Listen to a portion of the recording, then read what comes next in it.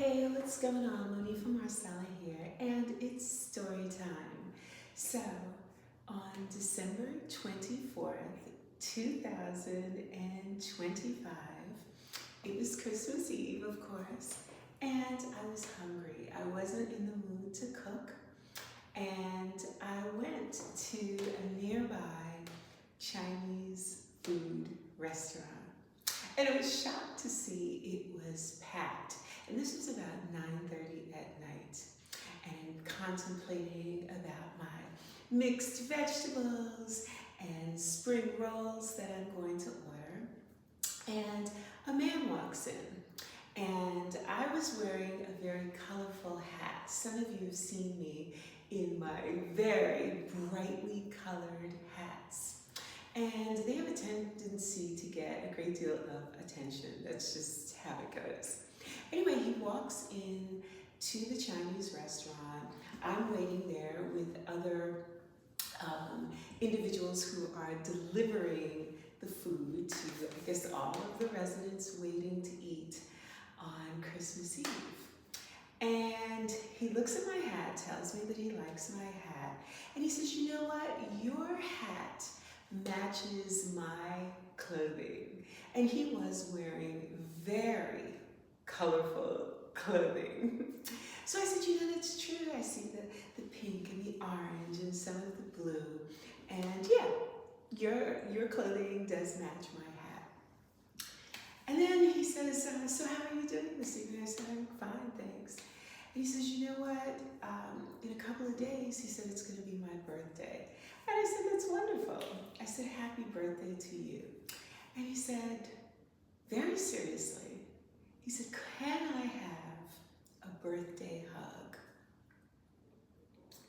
So I looked at him up and down, and I thought about who I truly am as a person and who I want to represent spiritually. And I said, "You sure that's what you want, a birthday hug?" And he said, "Yeah." And I said, "Okay." So I gave him a birthday hug. Another young man was looking and was kind of halfway smiling, thinking this was interesting, this interaction on Christmas Eve. But here's the main point that I want you to think about. After we hugged, he said to me, "People are so mean." He said, "Why is the world so mean?" And I looked at him, and at that moment, honestly, I could see through his soul. I could see what he was feeling. It was Christmas Eve.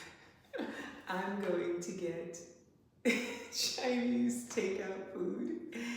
And I don't know what he was getting from the Chinese restaurant. I didn't really see him order anything. But he said to me, "Yeah, I'm going back home." And he says, "It's just me in my house." And I said, "Well, you know what? Enjoy your Christmas Eve." And I said, "You've got a birthday coming up, so you've got lots to be grateful for." But it made me realize the loneliness and the emptiness that many people are experiencing, and also how important it is for us to not only communicate through social media, not only to communicate with a phone call, but sometimes how we also need to see people in person. That is definitely my love language. I need to see people. I need to see you, hug you. I need to hear your laugh. I need to look at your face. I need to, hear the tone of your voice so I can see what's going on. And I have found that hugs are incredibly powerful. That there's a transference of energy there. And I can say that after that hug, he did look happier. And that's it. So hug more, love more, let people know what your love language language is so you can get loved properly.